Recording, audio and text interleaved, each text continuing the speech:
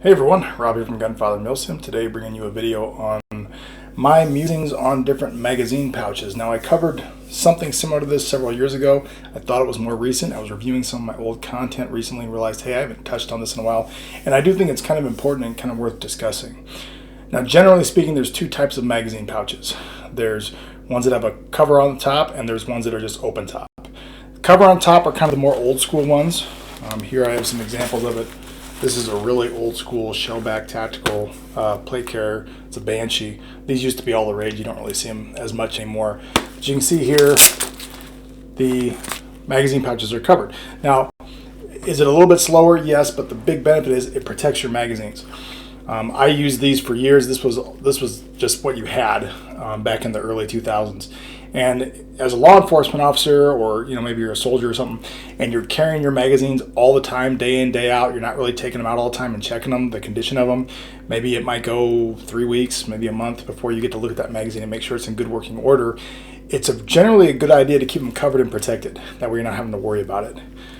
One good thing about these magazine pouches, this one in particular, is a Blackhawk. You'll see it has this kind of elastic section here around the exterior of the pouch. So if there's only one magazine in there, it still keeps the pouch nice and flat. Whereas if we load two, it'll expand so it can accommodate 2 magazines, up to 6 in total. And it's going to be difficult. But you can see how now that I got 2 magazines in there, it expands. So it accommodates up to 6 total. So it's really handy, it's really robust. It's just a good design, but it is kind of old school, and the reloads are a hair slower than they're going to be on open top. Now, although these covered flat top kind of magazine pouches have gone out of favor, I'm kind of old school sometimes, and I like keeping them around. I think there's still some value there. If I was going to make like for airsoft, if I was going to make like a ghillie suit kind of loadout where I was going to be in the dirt and crawling around on my chest a lot, and I wanted those magazines protected, I think there's value in there for keeping these around. So that's where I would use them. Where am I hiding here? I got like totes and totes full of this crap in my house, so I'm just kind of pulling out lots of different stuff so you can see what I'm using right now. Here's my tacos. They're out here. So HSGI came out with the taco. HSGI was the first ones that really came out with a good, durable magazine pouch that really worked for multiple calibers.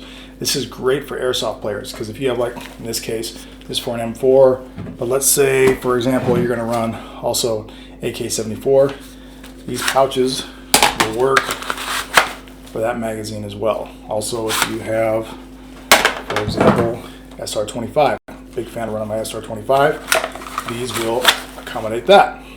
That's huge, really handy.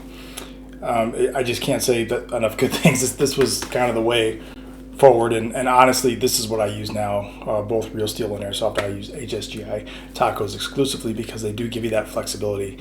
And you buy one triple shingle of these for like $125. These all come connected in one unit, or you can buy them individually, and you're set. You don't have to switch out your rig because you want to switch weapon systems halfway through the day. One thing I like to note about the HSGI Tacos is you can use them for things other than just magazines. I know this is kind of common sense, but in fact, any of these variable magazine pouches you can use for other stuff. I like storing medical equipment. This is an Israeli bandage. So this rig right here, this is my Warrior Assault Systems LPC. This is what I use for work when I'm teaching rifle instruction or whatever. This is what I wear on the range every day. This is by far my favorite plate carrier I own. So the flexibility these pouches give you in being able to mount a variety of equipment for whatever task you got at hand is an excellent feature, and you can't beat it. There is worth noting, there's another company, okay, GCode. This is the GCode Scorpion.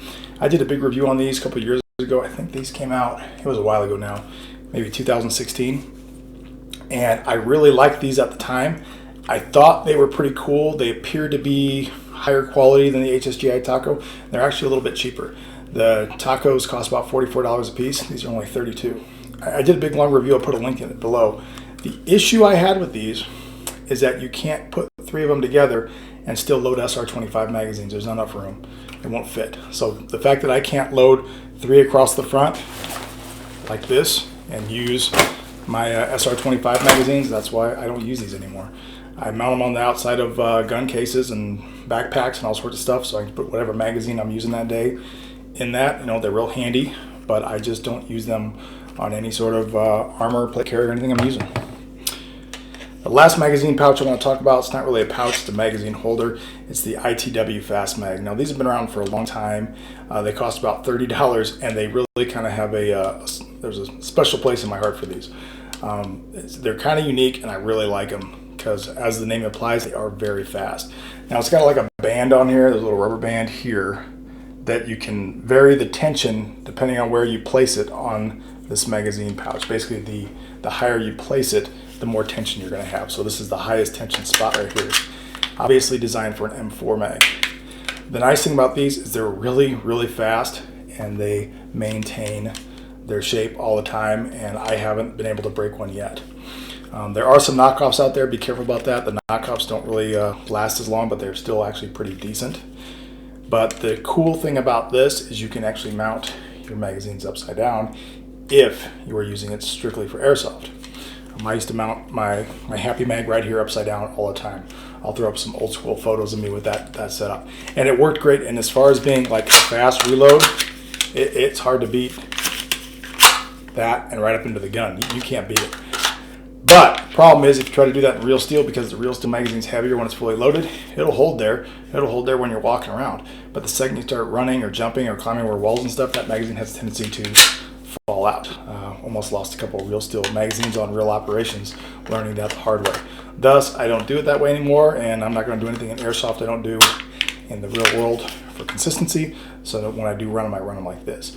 The only reason I don't use these right now in airsoft Milsim context is because I do use an SR25, an AK-74, and M4, and I like being able to switch out magazines for different loadouts. Otherwise, this, in my opinion, is still king. It's really durable, and the way it sets up,